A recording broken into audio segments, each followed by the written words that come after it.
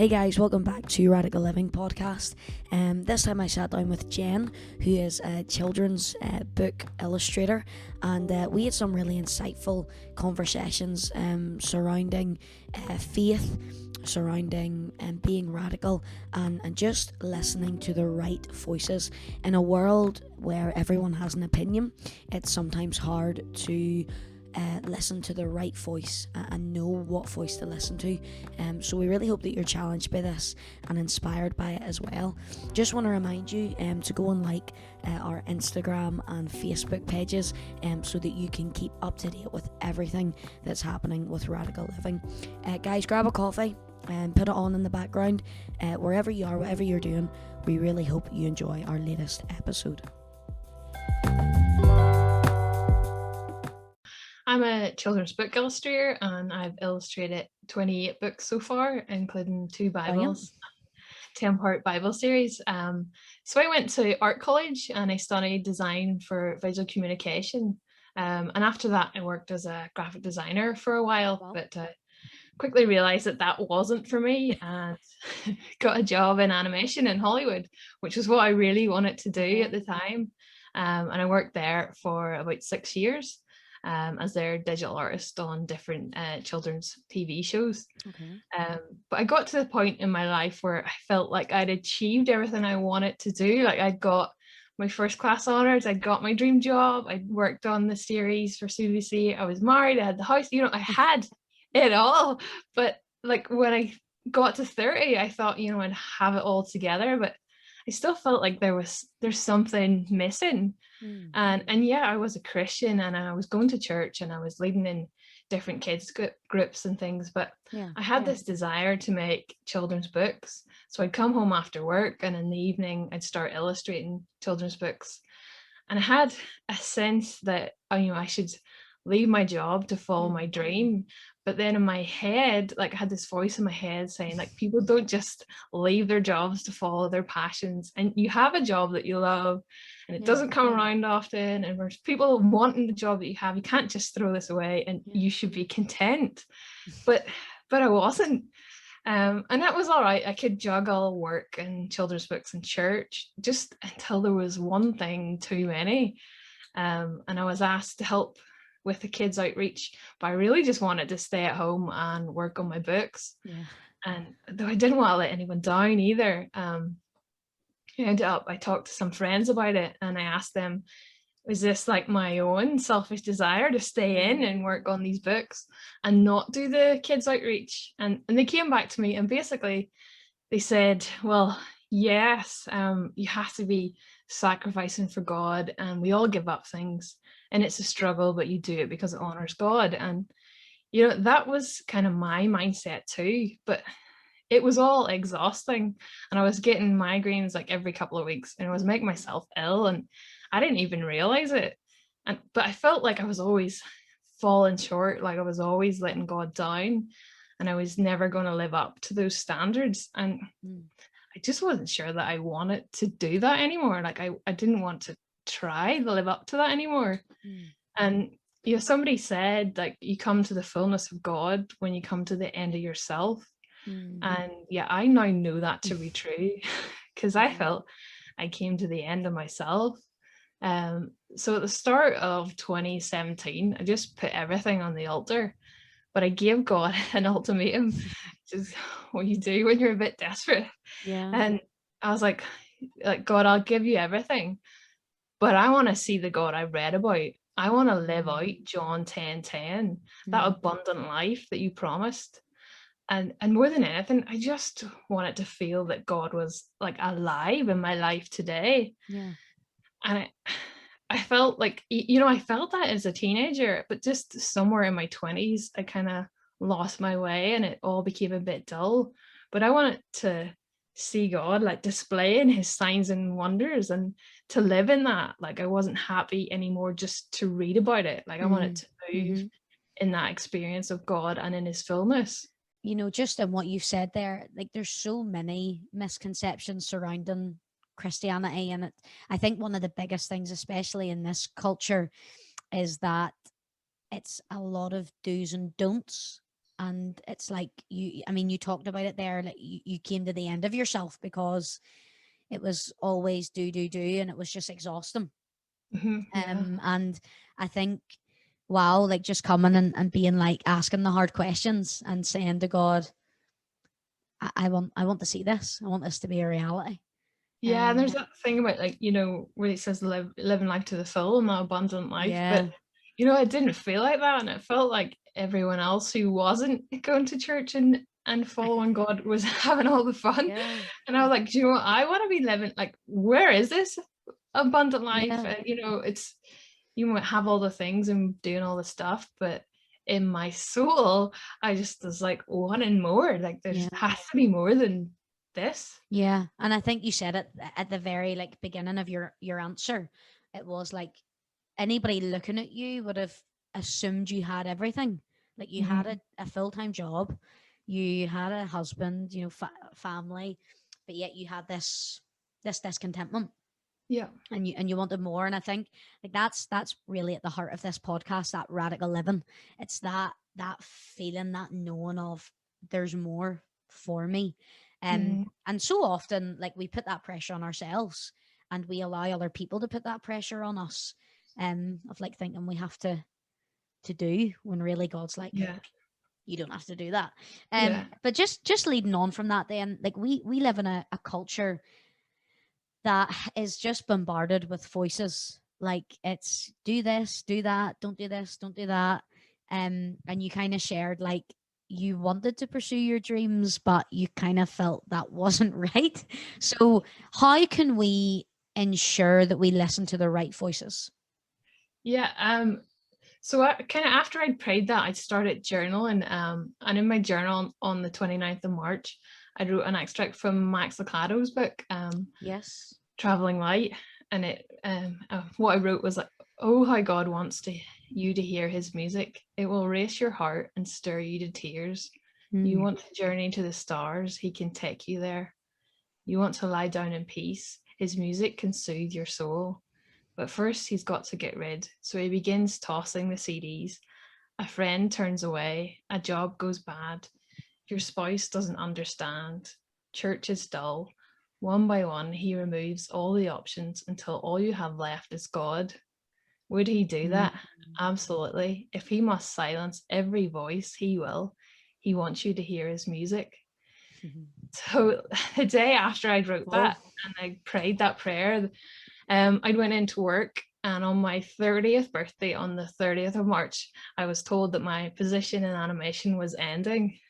No And way. yeah, and there was a few others who, I mean, that's devastating news, but because I prayed that, I had no doubt that this was God. Yeah. Like, I had this Wow. deep sense of knowing that he had this greater call, and that he was closing this door on animation and taking me on a new adventure. Yeah. But then with that, like, I'd lost a lot of friends and a whole life and identity that I'd built working around there. So, and actually, I'd wrote in my journal in the next page, the breaking of you will be the making of you, a new you, a stronger you. And I just feel like God needed to silence all those other voices. So he took me into a season of isolation, and that was hard for me because I'd never really been on my own. I was always worked in a studio with, full of chatty colleagues, and Yeah. house that was full of family, and just all of a sudden I was on my own in the silence every day. But just God wanted to whisper in my spirit things that I would never have heard if I wasn't alone. Mm. um, and so then I had like this chance to make a go of illustrating children's books. So I spent the next 10 months setting up my business and developing my portfolio, and just creating a workspace that was a thin place, like a place of divine presence, where every day I draw and I'd spend time in God's presence, like listening to speakers and books and journaling what I felt God was saying to me. Yeah. And I kept hearing the words, dream with me and I'll dream with you. Mm. And I realized that illustrating isn't just like an enjoyable pastime. Like, I believe this is what God planned for me.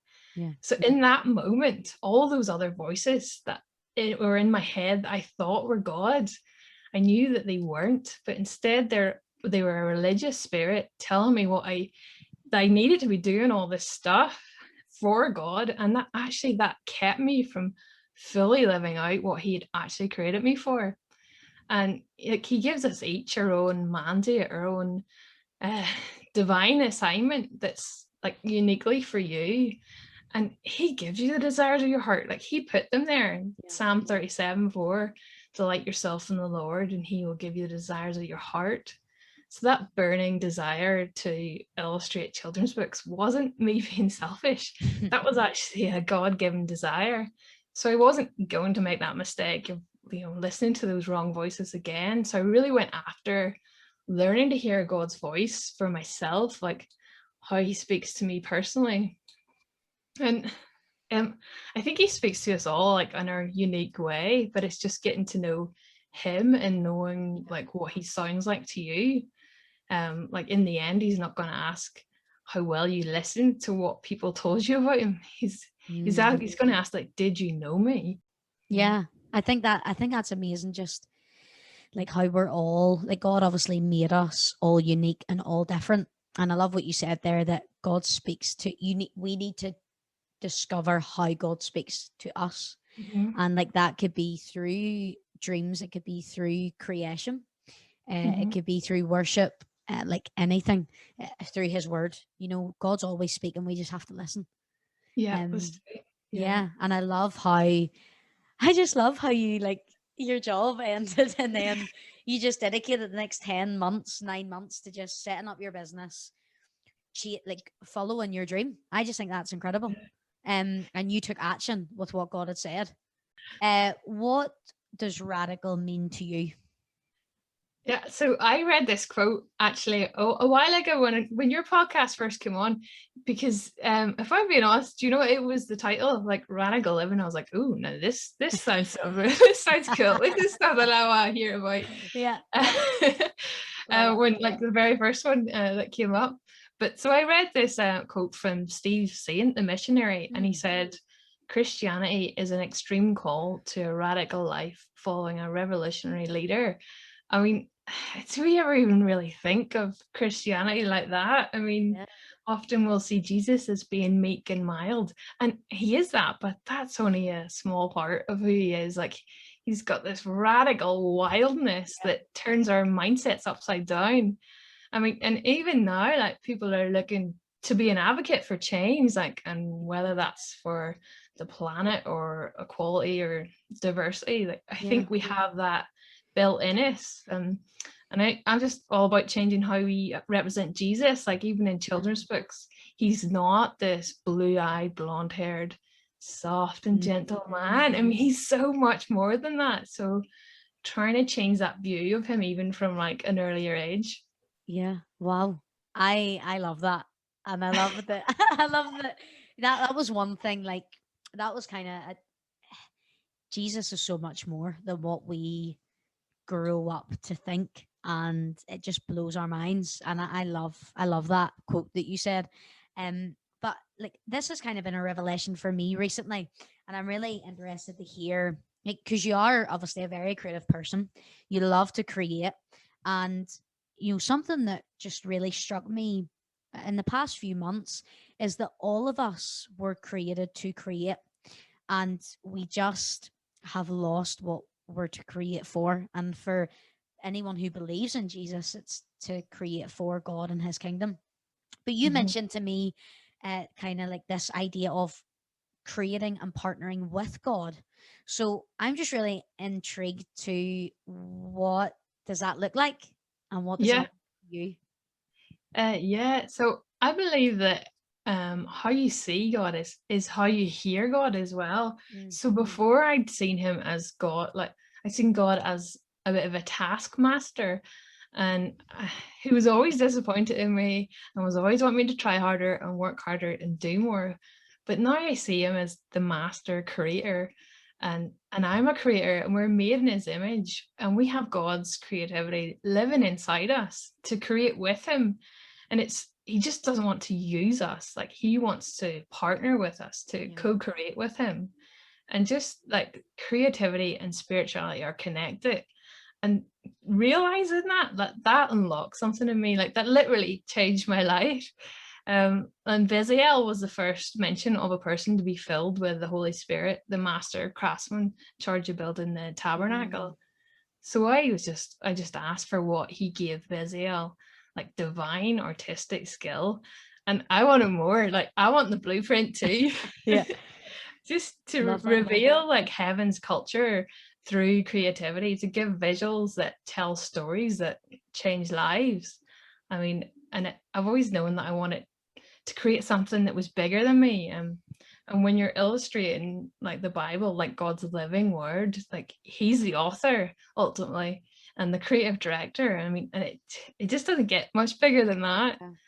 And even like how I came into like how I get into publishing Bible stories. I mean, that was nothing I could have orchestrated myself. Like I couldn't achieve that in my own effort or skill or networking, not by might or by power, but by the Spirit kind of thing. Yeah.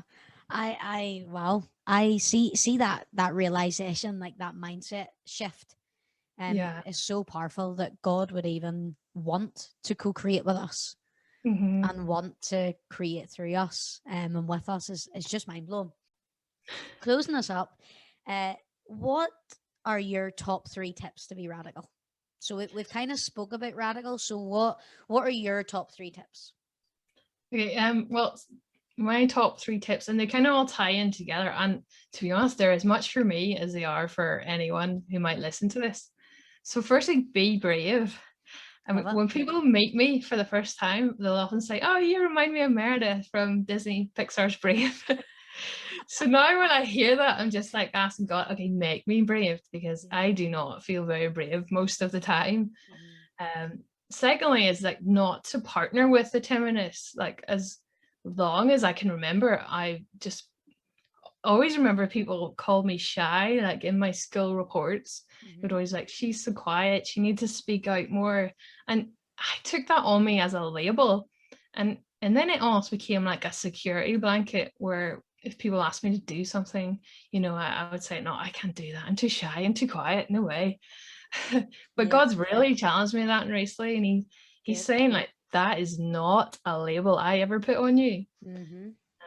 And then coming after that, and the third one is just to find your voice, because I really feel like the enemy wants to silence us, and it's been so evident this year with like even our mouths being covered, masked. And just, I talked about God as the creator earlier, but he created with his voice. And even in the name like of the course that I did, visual communication, I always thought, I could communicate visually, like through pictures. A picture is worth 1,000 words. And I do believe that. But I feel like I've used that to stay silent. And just Christmas past, I was given a painting from an artist, again, someone I didn't know. And she came up to me and she's like, oh, I want you to have this painting. And it was of a lioness roaring. And it was called Release the Roar. So you just feel like God is just looking for people who will speak out and be bold truth tellers. Yeah. Wow. So we had be brave. Yeah. And then we had like don't partner with timidness. Maybe it's kind of similar. Yes. And then the last one. Find your voice. Find your voice. I love that. There are Jen's 3 top tips to be radical. And I think, radical it's about making a radical change or taking a radical step or to make a difference. And it's about transformation. And Jen, everything you spoke on with me today has been absolutely amazing and radical. Thank you so much for what you shared. And everyone, keep an eye out for your newest release. Is there any idea when it's going to happen or? Oh, well, the official launch is on the 15th of May, but I think there's a bit of a pre-launch coming out before that. So really soon. Yeah, good. Exciting. Jen, thank you so much. Thank you.